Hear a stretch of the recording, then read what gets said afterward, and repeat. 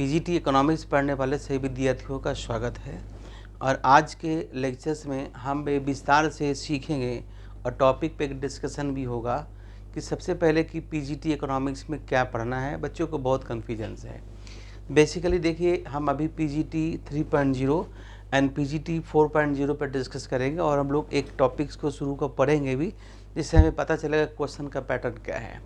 सबसे पहली बात जान लीजिए कि बीपीएससी एग्ज़ाम जो ले रही है, इसमें आपका जो ऑब्जेक्टिव क्वेश्चंस है, ऑब्जेक्टिव क्वेश्चंस आधारित है, एमसीक्यू आधारित है, जिसमें 5 ऑप्शंस होते हैं, जिसके लिए आपको गहराई में जाके पढ़ना होगा।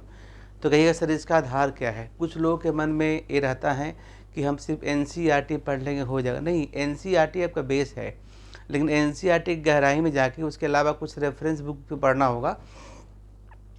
जैसे कि कुछ क्वेश्चन दिया है डेफिनेशन में कि कौन से व्यक्ति ने डेफिनेशन ये दिया है, तो एनसीईआरटी में बहुत मिलने वाला है नहीं, लेकिन हाँ एनसीईआरटी कंप्लीट पढ़ना है, लाइन बाय लाइन पढ़ना है। ठीक है, तो चलिए पहले हम बात करते हैं थोड़ा सा, उसके बाद हम डिस्कस करेंगे, इंट्रोडक्शन का पार्ट करेंगे।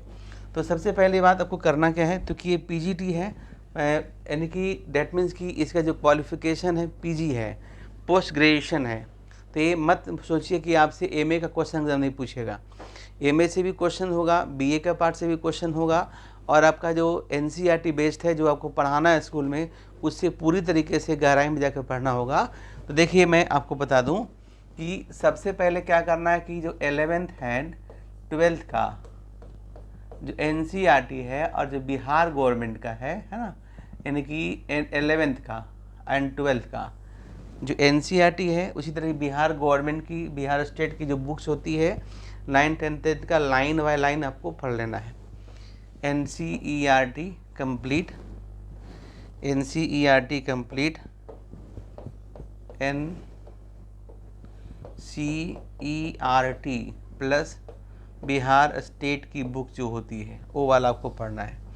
इसके अलावा एक चीज़ हम सजेस्ट करेंगे, अगर आपका चूँकि मैक्सिमम बच्चे हिंदी मीडियम में ही होते हैं, लेकिन फिर भी मैं सजेस्ट करूँगा कि जो आईसीएसई का बुक है ना, वो देखिए आता है बता रहे हैं, वो आता है 9th का, 10th का और 11th का और 12th का। जो इंग्लिश मीडियम है उसके लिए बहुत ही आराम माना है, एक पुस्तक आप अवश्य पढ़ लें। क्लियर है। उसके अलावा कुछ और पुस्तकें बता दें जो ट्रेडिशनल पुस्तकों से बहुत से डिफरेंसेस देते हैं। देखिए, अगर आप है ना, अगर आप साहित्य भवन की पहली वाली पुस्तक, नहीं वाली नहीं, साहित्य भवन जो ओरिजिनल, साहित्य भवन 2 है, तो साहित्य भवन की जो पुरानी वाली पुस्तकें आती थी ना, उसमें खासकर देखिए 2 बुक्स हैं, माइक्रो एंड मैक्रो। माइक्रो और मैक्रो हो गया, जिसको हम लोग वेस्टी और सेमेस्ट्री करते हैं। इसको अच्छे तरीके से पढ़ लेना है। ये जो स्टैटिस्टिक्स का पोर्शन है, स्टैटिस्टिक्स का जो पोर्शन है, जिसमें अभी तक हम लोग देखे हैं कि जो 11th का स्टैटिस्ट है, उसको आराम से, पूरी आराम से आपको इसका थ्योरी पार्ट पढ़ना है। थ्योरी पार्ट पूरा बढ़िया से आपको पढ़ लेना है, और प्लस न्यूमेरिकल भी कर लेना है। एक एक लाइन करके आपको पढ़ना है, और Indian economy line by line करके पढ़ना है। प्लस करेंट का जो इंडियन इकोनॉमी है, उसके लिए जो पुस्तकें आती है उसको बहुत विस्तार से नहीं, लेकिन कोई एक्स्ट्रा इशू जैसे पीडी का आता है या फिर डिस्ट्री वगैरह भी निकालती है, इसका जो बुक्स है ना, एक्स्ट्रा इशू इंडियन इकोनॉमी का, इससे अवश्य पढ़े। प्लस बिहार गवर्नमेंट का जो बजट है, इकोनॉमिक सर्वे है, इससे संबंधित जो क्वेश्चंस मार्केट में आता है बना हुआ, बहुत डिटेल्स में नहीं, इसको आप पढ़ लीजिए। लेकिन ये आपका जो है ना, ये आपका बेस है पूरा 11th एंड 12th का, पूरी तरीके से पढ़ना है। इससे बहुत सारे क्वेश्चन आपको आ गए हैं और आ रहे हैं, है ना। तो उसके बाद क्या होगा कि जो ऑप्शंस है ना, 5 ऑप्शन, आपको कहीं पे किसी तरह का कन्फ्यूजन रह ही नहीं जाएगा। आपसे सारा का सारा क्वेश्चन ऑटोमेटिकली बन जाएगा। मैंने क्या कहा, लाइन बाय लाइन पढ़ना है। तो कहिएगा सर कुछ बच्चों का क्वेश्चन, सर कौन सी पुस्तकें पढ़ें, एनसीईआरटी तो पढ़ना ही है। अब रेफरेंस बुक हम आपको बता दें जिसमें कि ऑब्जेक्टिव क्वेश्चन बहुत अधिक होते हैं। तो देखिए, रेफरेंस पुस्तक जो बिहार में आपको मिल जाएगी, एक तो वही आते ही साहित्य भवन का आता है, जो आपका है ना 11th एंड 12th का। इसको अच्छे से करना ऑब्जेक्टिव क्वेश्चन के साथ। प्लस इसमें भी एक क्वेश्चन है, अगर ग्रुप बना के पढ़ते हैं, दोनों किताब ले लिए, ओहरी एंड जैन का आता है। ओहरी एंड जैन का, ओहरी एंड जैन की 2 पुस्तकें आती है, एक आती है सीबीएसई के लिए और एक आती है बिहार बोर्ड के लिए, तो बिहार बोर्ड वाला पुस्तक आप खरीदिएगा। तो कहिएगा सर अंतर कैसे पता चलेंगे? जो सीबीएसई वाली पुस्तकें आती है वो दोनों अलग अलग आती है, और बिहार बोर्ड की जो पुस्तकें आती है वो दोनों एक में आती है। तो इसमें ऑब्जेक्टिव क्वेश्चन बहुत सारा आपको मिल जाएगा। तो मेरा सजेशन है, हालांकि उसमें 4 ऑप्शन दिया है, लेकिन इसका थ्योरी पार्ट पढ़ेगा उसमें बहुत है। बिहार बोर्ड में भी होता है क्या कि बहुत सारे ट्रेडिशनल क्वेश्चन पूछा गया है कि ये डेफिनेशन किसके द्वारा दिया गया है। तो बिहार बोर्ड के जो 12th का जो इकोनॉमिक्स का जो बिहार बोर्ड निकालती है सैंपल, उसको भी जो प्रीवियस क्वेश्चन नेट पर अवेलेबल है उसको बनाइए, उससे भी बहुत सारा चीज़ आप कवर हो जाएगी। प्लस क्या करेंगे कि जो अभी 2 बार एग्ज़ाम हुआ है बीपीएससी 1.0 बीपीएससी 2.0 टीचर्स के जो एग्ज़ाम हुआ है उसका, इसके अलावा जो अदर स्टेट्स में यूपी में हो, एमपी में हो, राजस्थान में हो, केरल में हो, है ना, हिमाचल में हो, इन सभी जगहों पर भी पीजीटी इकोनॉमिक्स का एग्ज़ाम हुआ है। और इसके अलावा जो केंद्र सरकार के द्वारा जो लेती है उसके उस सभी क्वेश्चंस आपको नेट पर आराम से मिल जाएंगे। वहाँ से आप क्या करेंगे, वहाँ से अच्छे से आप इसको तैयारी कर सकते हैं, किसी तरह का कन्फ्यूजन्स आपके पास नहीं रहेगा। ठीक है, तो चलिए यहाँ तक बता दिए। अब हम लोग शुरू करते हैं, कुछ बातें किस तरीके से पढ़ेंगे। तो बेसिकली है क्या कि जब आप किसी पेपर को शुरू करते तो इंट्रोडक्शन का पार्ट मत छोड़िए। इंट्रोडक्शन किसी का हो, आप किसी भी विषय की तैयारी करते हो, वो आपका इकोनॉमिक्स हो, वो आपका कॉमर्स हो, वो आपका हिस्ट्री हो, वो आपका पॉलिटी हो, या बायोलॉजी हो, या जूलॉजी हो, या बॉटनी हो, या साइंस या आर्ट्स कॉमर्स का किसी भी स्ट्रीम का हो, उसकी हम लोग शुरुआत से पढ़ेंगे। तब होता है क्या कि क्वेश्चन कहीं से पूछेगा। क्वेश्चन अब 1-1 नंबर का सवाल है, तो एक लाइन बाई लाइन आपको करके पढ़ना है। तो हम लोग शुरू करते हैं, और इससे जुड़ी संबंधी बातें बहुत सारी बताए हैं आपको। क्लियर है? तो चलिए, जैसा कि आप ये जो इकोनॉमिक्स है ना, इकोनॉमिक्स शब्द हम लोग पढ़ते हैं ना, इकोनॉमिक्स शब्द बहुत बार पूछा है, ये कहाँ से डिराइव हुआ है बाबू? तो 2 है, एक हो गया, एक 2 हो गया। तो देखो ये जो है ना, 2 शब्द हैं, ओइकोस और एक वर्ड है नेमीन। ठीक है, तो ओइकोस है और नेमीन क्या है, ये दोनों जो है आपका ये ग्रीक वर्ड है। क्या वर्ड है? ग्रीक वर्ड है, ग्रीक शब्द। क्वेश्चन ही पूछता है किस शब्द से, और ओइकोस का मतलब जो होता है हाउस होल्ड, और नेमीन का मतलब होता है मैनेजमेंट, है ना। तो ये हाउस होल्ड का मतलब यहाँ पे क्या है, एक फैमिली से है, मैनेजमेंट है ना, हाउस होल्ड। तो अभी हम बताएं, या हाउस होल्ड का मतलब यहाँ पर एक स्टेट से है ना। जैसे हम लोग पढ़ते हैं, एक हमारा जो स्टेट है एक परिवार की तरह है। तो इसके हिसाब से जिसकी परिभाषा हो गई, क्या हो गई, हम लिख सकते हैं economics is science of house hold management. इसको समझिए, इसको हिंदी भी हम बताएंगे, यानी कि अर्थशास्त्र गृह प्रबंधन का शास्त्र है। गृह प्रबंधन, देखो हम लोग क्या बताते हैं इसको, गृह प्रबंधन का शास्त्र है। यहाँ पर गृह प्रबंधन का मतलब परिवार का प्रबंधन से नहीं, यहाँ पर गृह प्रबंधन का मतलब है कि एक परिवार से, एक राज्य से, एक देश से। और जैसा कि आप जानते हैं कि हमारे देश हो, हमारे राज्य हो, हमारे परिवार हो, सभी के पास रिसोर्सेज बहुत लिमिटेड होते हैं, और लेकिन उसकी आवश्यकताएं बहुत अधिक होती हैं। क्योंकि रिसोर्सेज लिमिटेड हैं, आवश्यकताएं अनंत है, इसलिए जो है, और होता है क्या कि अगर आपके पास रिसोर्सेज थोड़ा सा बढ़ता है, इच्छा बहुत ज़्यादा बढ़ जाता है। इसलिए we always face the problem of economic problem. तो कहते हैं हमेशा हम इकोनॉमिक प्रॉब्लम फेस करते हैं। ऐसा इसलिए होता है क्योंकि हम अपनी इच्छा पे कंट्रोल नहीं करते। और राज्य की प्रजा की बात हो, देश की प्रजा की बात हो या परिवार के सदस्य की बात हो, अगर आपकी एक इच्छा पूरी हो जाती है तो दूसरी इच्छा ऑटोमेटिकली क्रॉप ऑफ हो जाता है, जिससे क्या होता है कि आपकी आमदनी थोड़ी सी बढ़ती है लेकिन आपका जो है खर्च उससे ज़्यादा बढ़ जाता है। इसलिए हमेशा आप समस्याएं में होती हैं।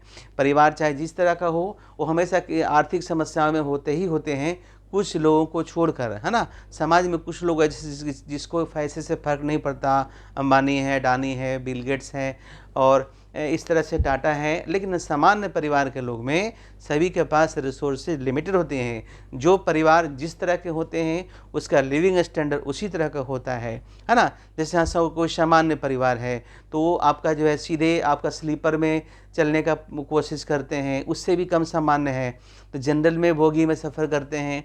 लेकिन अगर कोई मिडिल क्लास फैमिली है तो एसी में प्रीफर करते हैं, उससे अधिक है तो सेकेंड ईयर में, फर्स्ट ईयर में फ़्लाइट से। तो समस्याएं हर लोग होती है। अगर पटना से दिल्ली जाना है तो सामान्य परिवार को स्लीपर क्लास के टिकट में भी जुड़ाने में मुश्किल है, लेकिन जो उससे ऊपर वर्ग के लोग हैं उसमें सफ़र करना चाहते ही नहीं हैं। अगर उसमें वो सफ़र करना चाहें तो उनके सामने समस्याएं नहीं होगी, लेकिन रियल लाइफ में ऐसा होता नहीं है। क्लियर है। तो चलिए हम लोग क्या क्या सीखे।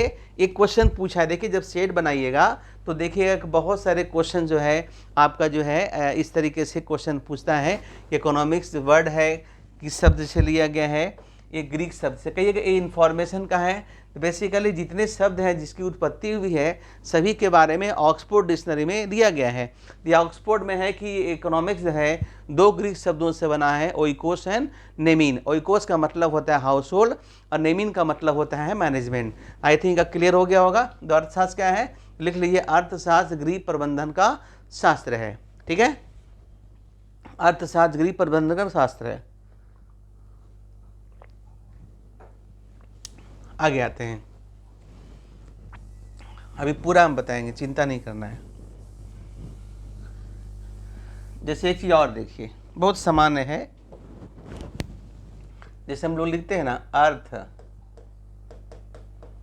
शास्त्र, दो चीज यहां पे देखिए, एक क्या है, एक हम लोग देख रहे हैं अर्थ और दूसरा देख रहे हैं शास्त्र। अर्थ का मतलब होता है धन, शास्त्र का मतलब होता है विज्ञान। इसको हम लोग बोलते हैं अंग्रेजी में वेल्थ, इसको बोलते हैं साइंस। तो अर्थशास्त्र क्या है, देखो economics is science of wealth. अर्थशास्त्र धन का विज्ञान है। हालांकि इस बात को किन्होंने कहा था तो याद रख लीजिए, आगे बताएंगे। इस बात को एडम स्मिथ कहे थे। एडम स्मिथ यानी कि लिखा रहेगा ये शब्द किन्होंने कहा, ये डिफरेंस कहते हैं। एडम स्मिथ कौन है, फादर ऑफ मॉडर्न इकोनॉमिक्स, है ना। एडम स्मिथ कौन है, फादर ऑफ मॉडर्न इकोनॉमिक्स को हम लोग एडम स्मिथ। तो हम लोग वर्ड के हिसाब से देखें इकोनॉमिक्स कैसे कैसे डिराइव हुआ, अंग्रेजी का शब्द कैसे है, हिंदी का शब्द में इसका मतलब क्या है। अब देखिए मैं बता रहा था कि जो उसको भी मैं जो भी इसके पहले का डिफिनेशन बताया उसको हम फिर से लिखते हैं और उसको समझने का प्रयास करते हैं। जिससे मैंने क्या बताए थे, हम बताए थे economics is science of house hold management, है ना। अर्थशास्त्र गृह, है ना, प्रबंधन, अर्थशास्त्र गृह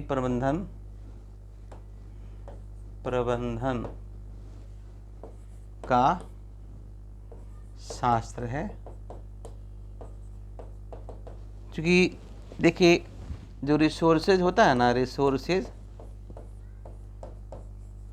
लिमिटेड होता है, लिमिटेड रिसोर्सेज, लिमिटेड रिसोर्सेज यानी कि इसको हम बोलते हैं सीमित संसाधन। इसी लिमिटेड रिसोर्सेज को स्कार्सिटी भी कहते हैं। क्या बोलते हैं? स्कार्सिटी। स्कार्सिटी मतलब लिमिटेड रिसोर्सेज। अब ये जो लिमिटेड, एक राज्य की बात करें, बता रहे थे, तो उसके पास भी लिमिटेड रिसोर्सेज होता है। एक परिवार की बात करें, उसके पास भी लिमिटेड रिसोर्सेज होती है। एक देश के पास भी लिमिटेड रिसोर्स, हालांकि हमारा भारत एक राज्य है ना, बिहार एक राज्य नहीं है। आगे जब पॉलिटिकल साइंस में पढ़िएगा तो बताएंगे। तो हम क्या बता रहे थे? हम बता रहे थे कि जो रिसोर्सेज होते हैं लिमिटेड है और आपका आवश्यकताएं बहुत अधिक होती है, इसलिए। और जो लिमिटेड रिसोर्सेज होते हैं उसके पास उसका अल्टरनेटिव यूज होता है। जैसे हमारे पास पैसा है, अगर हमारे पास ये पैसा है तो इस पैसे का बहुत अल्टरनेटिव यूज है। इस पैसे से हम गुपचुप खा सकते हैं, इस पैसे से हम पुस्तकें खरीद सकते हैं, इस पैसे से हम गरीबों की सेवा कर सकते हैं, इस पैसे से हम किसी को दान दे सकते हैं, इस पैसे को हम लोग कुछ गोलगप्पा और भी कुछ खा सकते हैं, आइसक्रीम खा सकते हैं, पेन ले सकते हैं, रिचार्ज करवा सकते हैं। तो ये डिपेंड्स आप पे करता है कि आपको करना क्या है। रिसोर्सेज तो लिमिटेड होते हैं, इसी को हम लोग बोलते हैं प्रॉब्लम ऑफ चॉइस। अर्थव्यवस्था में चयन की समस्या होती है। एक ऑप्शन होगा कि अर्थव्यवस्था में चयन की समस्या होती है। अब ये चयन की समस्या क्यों होती है? It is because of limited resources and unlimited wants. क्योंकि ये हमारे पास रिसोर्सेज लिमिटेड है ना, इसलिए ऐसा होता है। जैसे आप किसी मॉल में जाते हैं, तो मॉल में जाते हैं तो बहुत सारे ड्रेस आपके सामने होते हैं, खासकर महिलाओं को। लेकिन उसको घर से पेरेंट्स, जैसे अब कोई बेटी आप लोग हैं तो आप लोग को घर से पेरेंट्स से आपको मिला कि 4,000 रुपया मिला, तो आप इसमें आपको ड्रेस खरीदना है। आप एक मॉल जाते हैं, 2 मॉल जाते हैं, एक दुकान जाते हैं, 2 दुकान जाते हैं। मॉल में जाते हैं, ड्रेस लेना एक मनी कांस्टेंट है, कितना? 4,000। लेकिन आप एक लेते हैं, 2 लेते हैं, 3 लेते हैं, 4 लेते हैं, ढेर सारा लेके आप जाते हैं अपना वो चेक करते हैं कि इसमें से कौन सा अच्छा लग रहा है। कभी कभी दोनों अच्छा लगता है, कभी कभी 3-3 अच्छा लगता है, लेकिन आपको लेना क्या है? एक ही। क्यों लेना मजबूरी है कि है? क्योंकि आपके पास लिमिटेड रिसोर्सेज है, 4,000 रुपया ही है। मान लिया कि सभी का दाम बराबर है, तो आपको एक लेना हो, दूसरा का करना और छोड़ना पड़ेगा। क्यों छोड़ना पड़ेगा? क्योंकि आपके पास रिसोर्सेज लिमिटेड है। Had there not been limited resources, यदि लिमिटेड रिसोर्सेज नहीं होता, there would not have been the problem of choice, तो हमारे सामने चयन की समस्या नहीं होती। There is a problem of choice in the economy, it's because of limited resources and unlimited wants. यदि हमारे पास ऐसा नहीं होता, लिमिटेड रिसोर्सेज नहीं होता, तो हम चारों ड्रेस खरीद लेते, ऐसा रियल लाइफ में होता नहीं है। तो हर के लाइफ में इस तरह की चीज़ें आपकी होती है। यदि आपसे ऊपर स्टैंडर्ड के लोग हैं तो 4,000 वाले नहीं सोचेंगे, उनको 10,000 मिला होगा, उनको किसी को 15,000 मिला होगा, किसी को 20,000 मिला होगा, लेकिन समस्या सबके सामने होती है। क्लियर है? चलिए, इस डिफरेंशन को भी हम लोग कर लिए।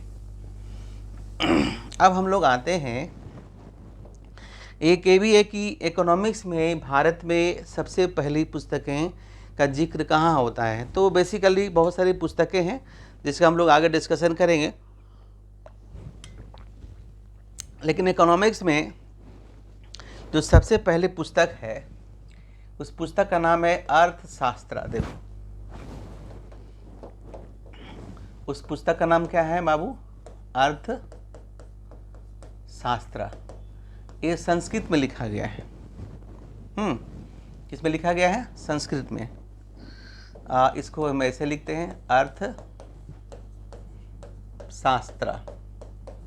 ये लिखा किसके द्वारा गया है? ये देखो, ये चाणक्य के द्वारा, या इन्हीं को कौटिल्य या विष्णुगुप्त। एक हिंदी मीडियम बैच है, इसलिए हम फोकस दोनों में लिख देते हैं। देखो, चाणक्य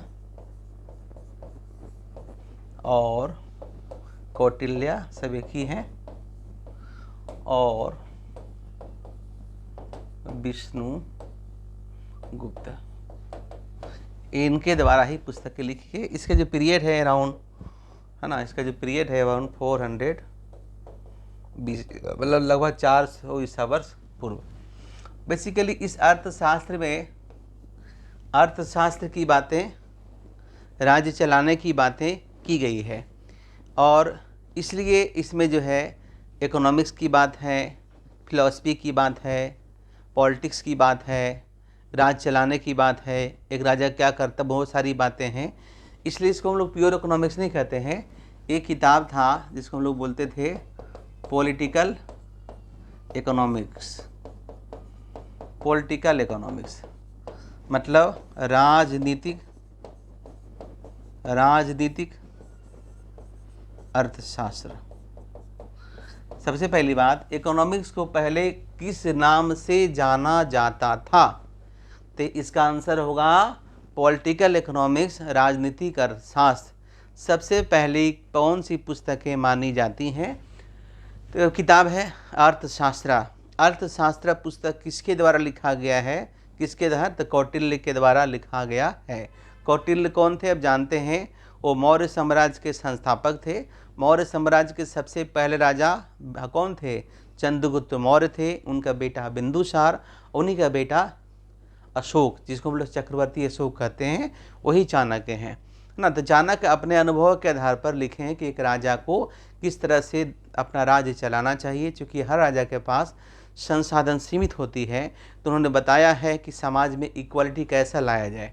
अगर किसी के पास अधिक धन है तो उन्होंने टैक्स लगाने की बात की है, और किसी का पास धन नहीं, धन की कमी है, तो उसे हम सब्सिडी देंगे, जिसको कहते हैं आर्थिक सहायता दिया जाए। तो ये सारी चीज़ें आज जो देख रहे हैं पूरी दुनिया में, ये सारा का सारा जो सिस्टम है, जो सारा का सारा प्रणाली डेवलप किया गया है राज्य चलाने का, वो चाणक्य यानी कि कौटिल्य के अर्थशास्त्र से ही आपको लिया गया है। ठीक है, तो चलिए, पहले इकोनॉमिक्स को हम लोग क्या बोलते थे? पहले इकोनॉमिक्स को हम लोग कहते थे पॉलिटिकल इकोनॉमिक्स। इसको हम लोग कहते हैं राजनीतिक अर्थशास्त्र। एक व्यक्ति हैं जिनका नाम सुने होंगे, उस व्यक्ति का नाम है एडम स्मिथ। क्या नाम है? एडम स्मिथ, जिनको लोग फादर ऑफ इकोनॉमिक्स कहते हैं। इन्होंने क्या किया कि जो पॉलिटिकल इकोनॉमिक्स है ना, इसको वो जो है दो भाग में, एक है पॉलिटिक्स, देखो एक है पॉलिटिक्स और दूसरा है इकोनॉमिक्स। इसमें यानी कि राजनीतिक इसको बोलते हैं अर्थशास्त्र। इस काम को एडम स्मिथ किए। यानी एडम स्मिथ की जो पुस्तक है, बता दें, इनकी जो पुस्तक है, वैसे उस पुस्तक को हम लोग शॉर्ट में कहते हैं वेल्थ ऑफ नेशन। बताएंगे जो पब्लिश कब हुआ था? जो पब्लिश हुआ था 1776 में। इस पुस्तक के पहले इकोनॉमिक्स को पॉलिटिकल इकोनॉमिक्स के नाम से ही हम लोग जानते थे। और एडम स्मिथ पहले स्कॉलर थे जिन्होंने पॉलिटिकल इकोनॉमिक्स को पॉलिटिक्स और इकोनॉमिक्स दो अलग अलग भागों में बांट दिए और इस तरीके से इकोनॉमिक्स एक अलग ब्रांच के रूप में शुरू किए। हालांकि एडम स्मिथ के पहले भी इकोनॉमिक्स था। एडम स्मिथ कंपाइल किए बहुत सारे कंटेंट्स को, जो अलग अलग पुस्तकें हैं उसके इकोनॉमिक्स विचारधारा को एक अलग से बुक्स लिए हैं, आज लिखे हैं, जिसका नाम था, ऐसे उसकी पूरी नाम है an inquiry into the nature and causes of wealth of nation, जिसको लोग शॉर्ट में कहते हैं वेल्थ ऑफ नेशन। क्या बोलते हैं? वेल्थ ऑफ नेशन, शॉर्ट में कहते हैं। इस पुस्तक के बाद ही इकोनॉमिक्स की सेपरेट स्टडी आपकी शुरुआत हुआ। एडम स्मिथ जो है, एडम स्मिथ को हम लोग फादर ऑफ कैपिटलिस्ट इकोनॉमी भी कहते हैं। एडम स्मिथ को हम लोग फादर ऑफ क्लासिकल इकोनॉमिक्स भी कहते हैं। एडम स्मिथ को पहले व्यक्ति थे जिन्होंने डिवीजन ऑफ लेबर की बात की। वो पहले व्यक्ति थे जिन्होंने स्पेशलाइजेशन की बात की। उन्होंने बहुत सारे नए टर्म दिए जिसके कारण हमारी लेबर की प्रोडक्टिविटी बढ़े, हमारी राष्ट्रीय आय बढ़े, टोटल फैक्टर प्रोडक्टिविटी बढ़े। ऐसे उन्होंने बहुत सारी बातें बताई थी जिसको हम लोग आगे क्लासेज में पढ़ेंगे। लेकिन फिलहाल चूँकि हम इंट्रोडक्शन कर रहे हैं तो आपको बता दें कि एडम स्मिथ को फादर ऑफ इकोनॉमिक्स क्यों कहा जाता है।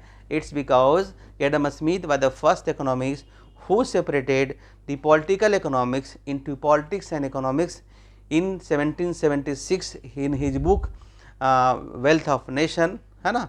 इसको हम इस तरह से कह सकते हैं, एडम स्मिथ पहले व्यक्ति थे, पहले अर्थशास्त्री थे जिन्होंने राजनीतिक अर्थशास्त्र को राजनीतिक और अर्थशास्त्र दो अलग अलग भागों में बांट दिए, दो अलग अलग ब्रांचों में बांट दिए और अर्थशास्त्र को एक पृथक विषय के रूप में विकसित किए, जिसके कारण जो है इकोनॉमिक्स का फादर उन्हें कहा जाता है। क्लियर है? चलिए यहाँ तक हो गया। उसके बाद आइए और आते हैं, एक बार फिर से हम इसको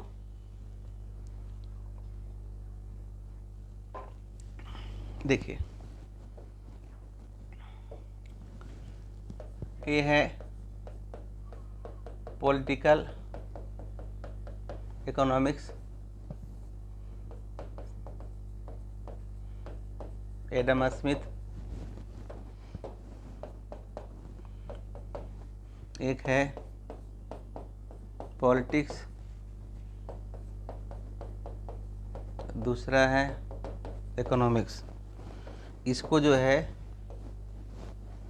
दो अलग अलग भागों में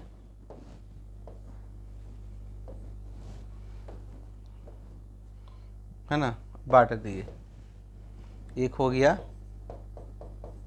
माइक्रो इकोनॉमिक्स और एक हो गया मैक्रो इकोनॉमिक्स। इस काम को कौन किए? Ragnar fridge. कब किए? 1933 में किए। तो एक क्वेश्चन ये भी पूछा है ना, देखे होंगे कि माइक्रो इकोनॉमिक्स और मैक्रो इकोनॉमिक्स को कौन सा शास्त्री ने सबसे पहले यूज किए हैं? तो है रैगनर फ्रिज। देखिए एक और साथ कि किसी भी विषय में सबसे हाईली रेस्पेक्टेबल जो प्राइज है उसे हम लोग नोबेल प्राइज कहते हैं।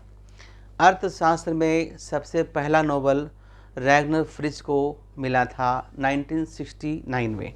सबसे पहली बात कि नोबेल प्राइज़ की शुरुआत कब से हुई? 1901 में शुरुआत हुआ। सबसे पहला नोबेल प्राइज़ फिजिक्स में दिया गया। अर्थशास्त्र में नोबेल प्राइज़ की शुरुआत कब हुई? 1969 में। तो सबसे पहला नोबेल प्राइज़ किसे मिला था? तो रैगनर फ्रिज को मिला था फॉर इकोनॉमिक एनालिसिस। हालांकि इन्होंने काम 1933 में किए, लेकिन इन्हें प्राइज़ कब मिला था? 1969 में। Ragnar Frisch belongs to Norway, Norway के रहने वाले हैं। नॉर्वे का HDIV 1 है और बेसिकली जो है जो नॉर्वे में he was the student, he has been the student of Oslo university. He has been a student of Oslo University. Later on, he became the professor of mathematics and economics in the Oslo University. जिस तरीके से यहाँ Patna university है, Delhi university, उसी तरीके से Norway में एक है ऑस्लो यूनिवर्सिटी, जहाँ पे वो प्रोफेसर स्टूडेंट भी रहे और वहाँ के प्रोफेसर भी रहे। बहुत ही सामान्य परिवार से आते थे, एक सोनार के बेटा थे, लेकिन अपनी मेहनत के दम पर इन्होंने अर्थशास्त्र में काफ़ी नाम कमाया और पूरे देश और दुनिया को बहुत कुछ दिए। और शायद यही कारण है कि नोबेल प्राइज़ के पहले विजेता बने। क्लियर है? हालांकि देखिए माइक्रो इकोनॉमिक्स पहले भी था, मैक्रो इकोनॉमिक्स पहले भी था। इसके अलावा इन्होंने और कुछ टर्म, जैसे आप टर्म सुनते हैं इकोनॉमेट्रिक्स, तो इकोनॉमेट्रिक्स टर्म जो है econometrics equal to economics plus statistics, तो इकोनॉमेट्रिक्स शब्द का भी उपयोग इन्होंने किया था। और इन्होंने ही कहा था कि हमारा जो इकोनॉमिक्स में बहुत सारे जो मॉडल पढ़ते हैं उस मॉडल शब्द का प्रयोग भी सबसे पहले रैगनर फ्रिज ने ही किए थे। क्लियर है? तो चलिए यहाँ तक हम लोग जान गए।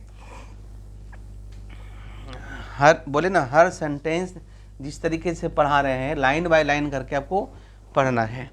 अब चलिए हम आते हैं, बात करते हैं कि जो माइक्रो इकोनॉमिक्स है और मैक्रो इकोनॉमिक्स है। 10 मिनट लगेगा, इसके बाद हम लोग 10 से 5 मिनट, उसके बाद हम लोग आज का क्लासेस को वाइंड अप करेंगे। तो चलिए सबसे पहले आइए समझते हैं। एक है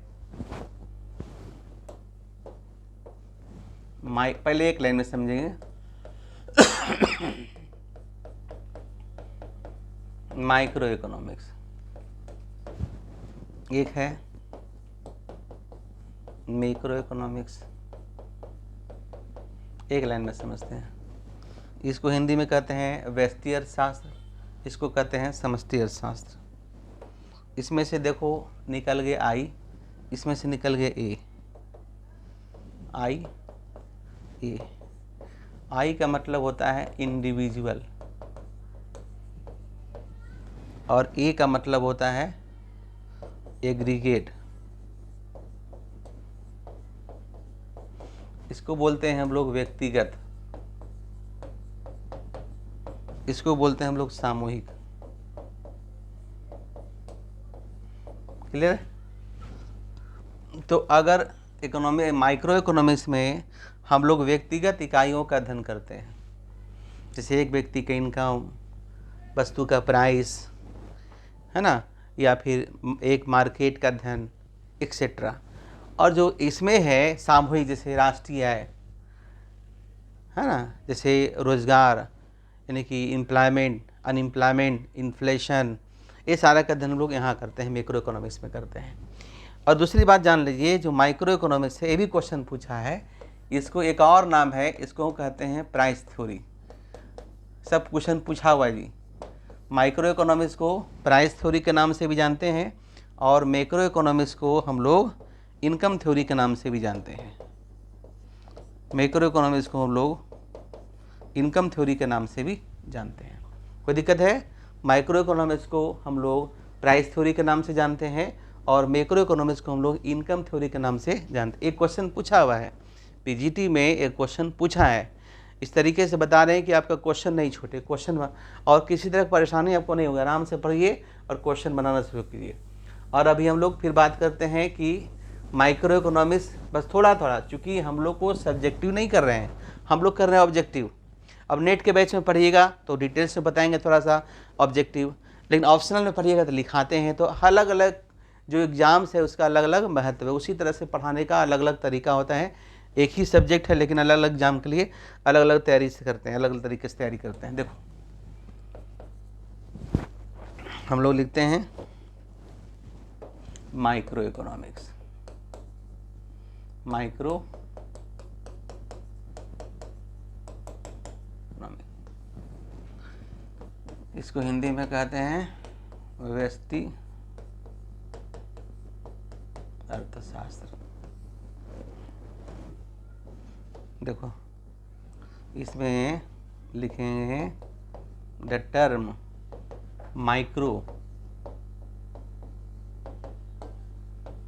हैज बीन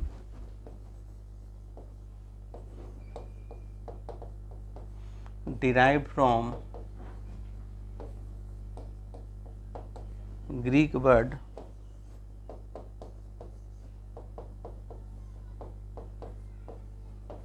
micros, याद आ गया, micros, MIKROS, which means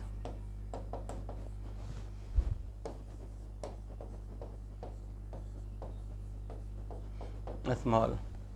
Hindi में लिख लीजिए माइक्रो शब्द, माइक्रो शब्द ग्रीक शब्द है ना, ग्रीक शब्द, देखो ग्रीक शब्द माइक्रोज से लिया गया है, जिसका अर्थ होता है छोटा या स्मॉल, है ना।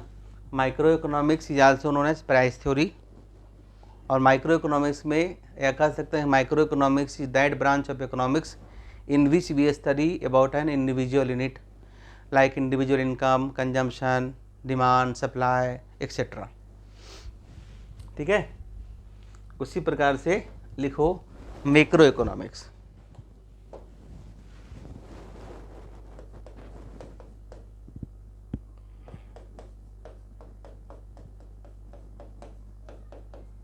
मैक्रो इकोनॉमिक्स यानी कि समष्टि अर्थशास्त्र। उसमें वही लिखिएगा the word MACRO macro has been derived from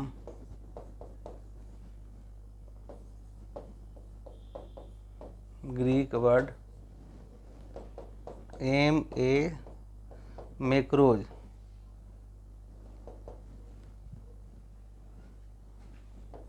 है ना, which means large।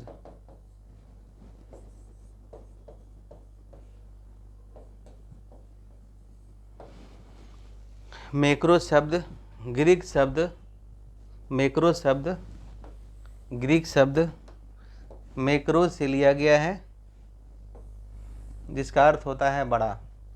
और इसमें हम लोग सामूहिक इकाइयों जैसे राष्ट्रीय आय का अध्ययन, जैसे इन्फ्लेशन का अध्ययन, एम्प्लॉयमेंट का अध्ययन, बजट का अध्ययन, एग्रीगेट डिमांड, एग्रीगेट सप्लाई का अध्ययन, इन सभी चीज़ों का अध्ययन हम लोग यहाँ पे करते हैं। क्लियर है? तो मुझे उम्मीद है कि सारा इसी तरीके से आपको पूरी पुस्तक को पढ़ना है, या यदि हमसे जुड़ना चाहते हैं, है ना, यदि हमसे जुड़ना चाहते हैं तो ऑफलाइन क्लासेज भी आ सकते हैं और ऑनलाइन क्लासेज भी आ सकते हैं। बता दूं, यदि आप हमसे जुड़ना चाहते हैं तो अगर ऑफलाइन में आना चाहते हैं तो भिकना पहाड़ी में आपका स्वागत है। ये हमारा कॉन्टैक्ट है 8292179360। या ऑनलाइन में जुड़ना चाहते हैं तो हमारा ऐप है पंकज इकोनॉमिक्स आर्ट्स, है ना। ऑफलाइन ऑनलाइन दोनों में बैचेज चलता है। हमसे जुड़ना चाहते हैं तब जुड़ सकते हैं।